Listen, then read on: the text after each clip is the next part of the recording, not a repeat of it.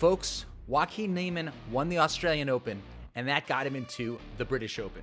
He's just won LIV Mayakoba, shooting a 59 the first round, but he's still not in the Masters. Is it time that we all gather our forces together and boycott the Masters if Joaquin Niemann doesn't get a special invite this year? We are back with another Tuesday show. Yes, it's Tuesday a.m., 6 a.m. to be exact in Vegas time. Over in Strong Island, it's about 9 a.m. Big Boy's a champ right now, waking up at 6 a.m. to get the Tuesday show in. He's looking handsome with that new Asian mullet going on. Look at that lettuce. I honestly feel like the dude, I'm not sure exactly how you're supposed to cut the mullet, but I feel like he could have cut a little bit more of here. All he did was really just give me a normal haircut on the side and top, and then just didn't cut the back at all. Yeah, it looks good. I feel a little bit like a raccoon, but let's not get into that. We got some big topics today. Digsies, let's kick it off with this whole Wyndham Clark plays only 54 holes. It's a no cut events, the Pebble Beach, just a fiasco. I mean, you got pro-am things going on there. You got Tom Brady topping a ball 8 feet off a tee. He's like us. But not like me. I can hit it further than that. That was ridiculous. I don't remember the last time I've hit a ball 8 feet off a tee. Tom Brady, I'm sorry. It's probably that sweater you got buttoned up like you're on Desperate Housewives or something. Then on the other hand, we got the 54 holes of Joaquin Niemann, LIV Mayakoba, pure excitement. Let's get into your feelings on Wyndham Clark not wanting to actually play 72 holes. It's not even that. It's everything that Wyndham Clark did this week. He didn't want to play 72 holes. He said, I'd be okay with, winning the tournament after 54 holes. So pretty much he didn't want to go out there and earn it. He saw a young stun like Ludwig Aberg up right behind his ass. That was a one shot behind that probably would have chased him down on Sunday, because it's hard to shoot a 60 and go out and replicate that. So Aberg probably would have chased him down. There was a few other guys in the mix that could have chased him down. He's like, I'll take the win. Then he's talking about Joaquin Niemann's 59 on round one in Mayakoba. He's like, oh, a 59 is great and all, but I'd rather have a 60 at an iconic course like Pebble Beach. So right there, he's taking a shot at LIV, where he wanted to join LIV over the winter, but LIV didn't pony up the money because he's not an A-list golfer. He's, C plus, maybe B minus. And honestly, who does Wyndham Clark think he is? Like, he thinks that he's so much better than he is.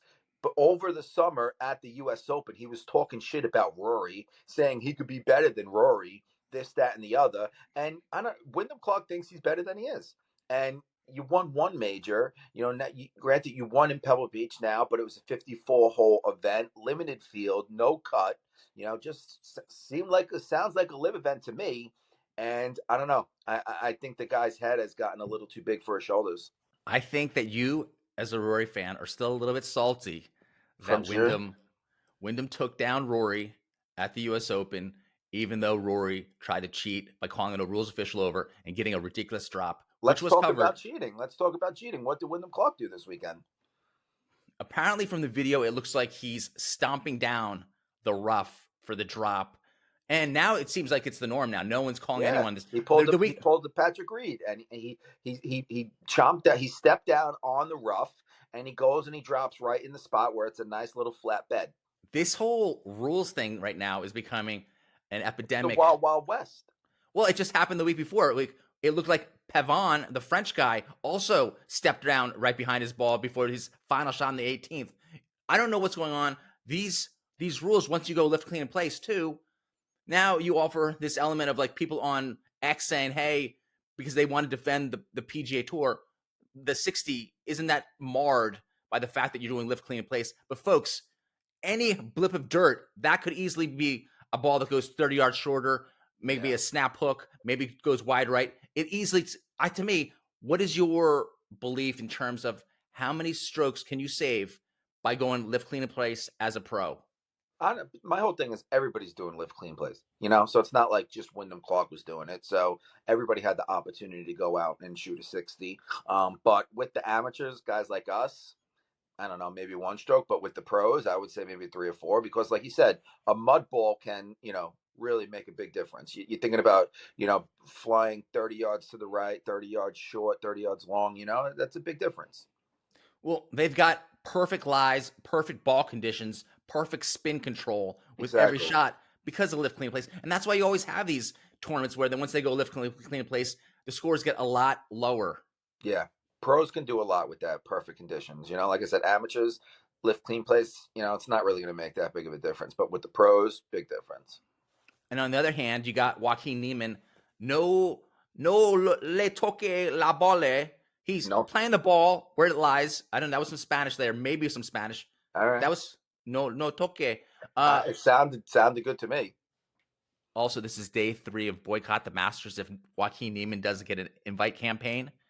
And I'm learning fluent Spanish. Vamos, Niemann. Masters. Vamos. Vamos the Masters. Yeah, vamos, Masters. Let's get back. Forget that. We got Niemann. He's beaten the whole field by 6 strokes, I believe, or 5 or 6 strokes. Yeah. The first round with a 59. Insane. Yeah, great round for him. He's not in the Masters. He held on. He faced Sergio in a playoff. They played in the dark after 4. I think it was 4 playoffs or 5. Which it was 4. They got to 3, and then the crown was like, keep on going. Yeah. You see Sergio like in he's the movie like, Gladiator. He's like, I'm not coming back tomorrow. I'm not coming back.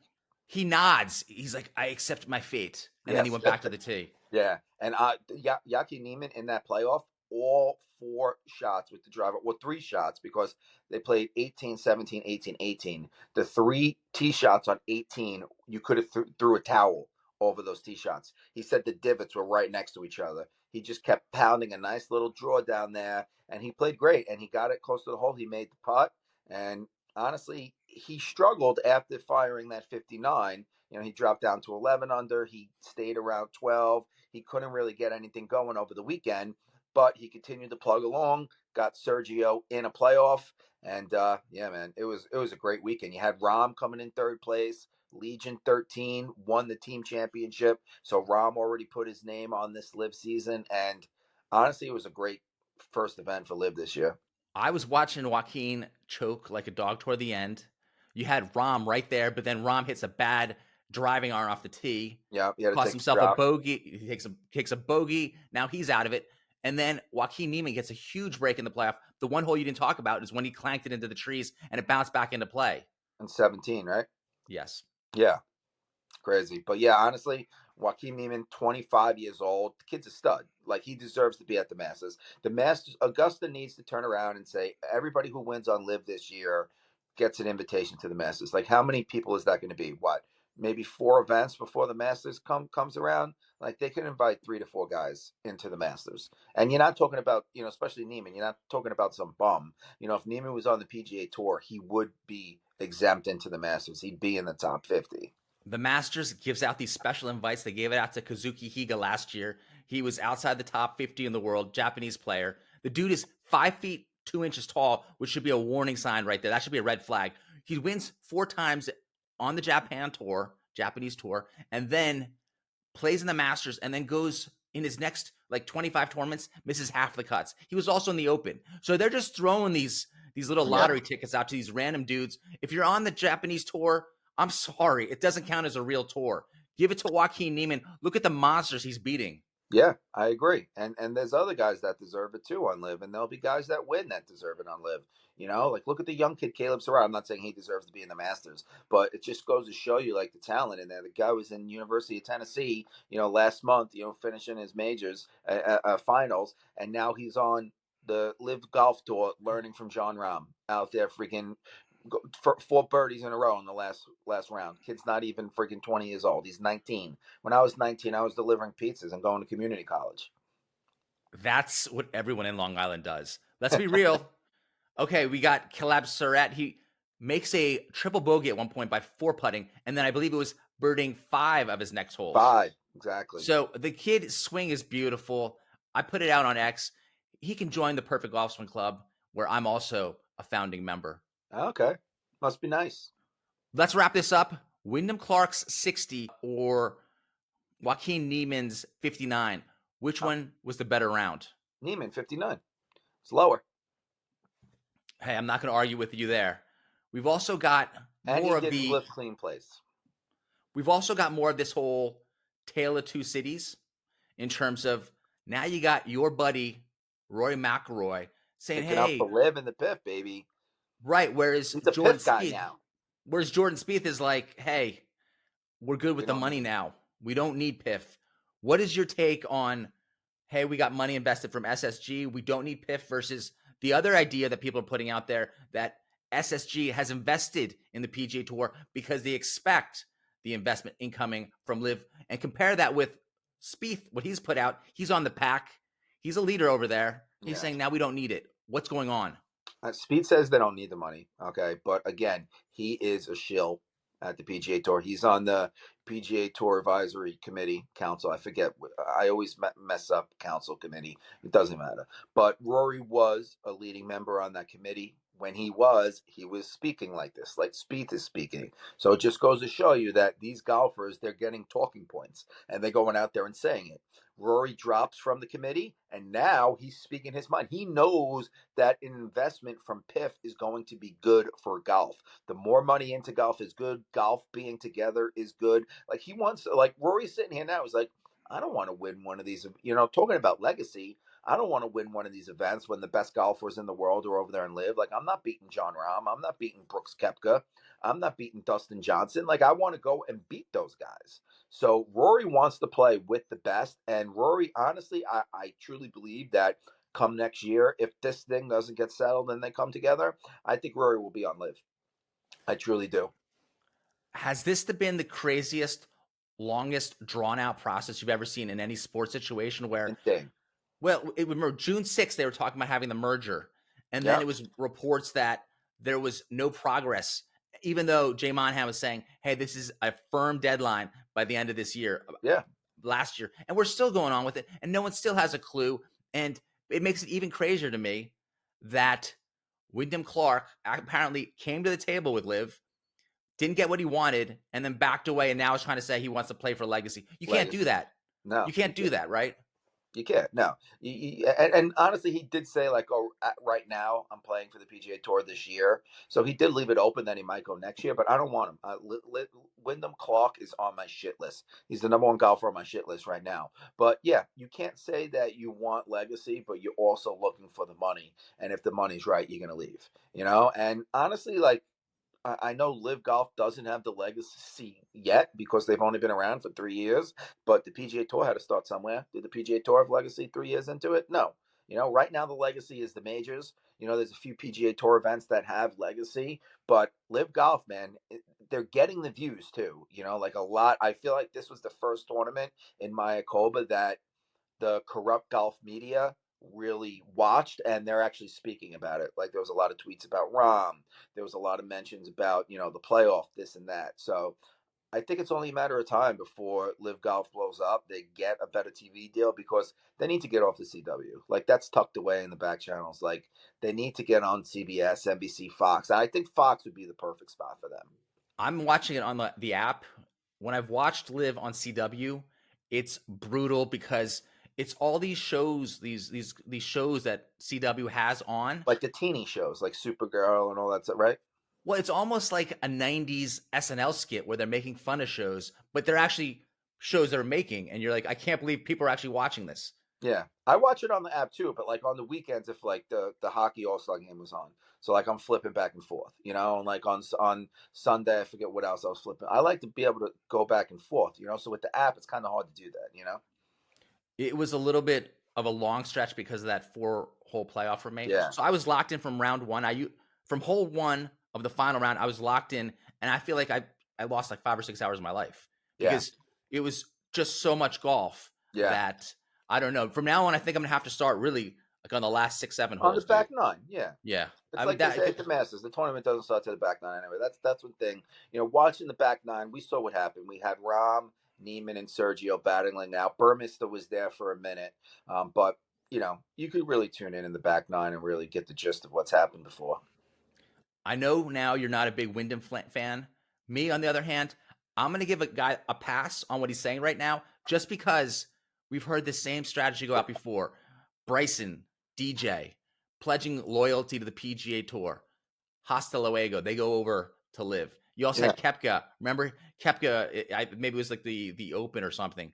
No, it was at the Travelers Championship. Hey, I'm good with the PGA Tour boom, and then he's out. He's withdrawing. He goes over. So this is Yep. almost like a strategy where you want to bump up your number right at the end and show the live guys, hey, you're prepared to walk away, and then later they Yeah. come back to you with some bigger money. You're playing hardball. You're playing hard to get.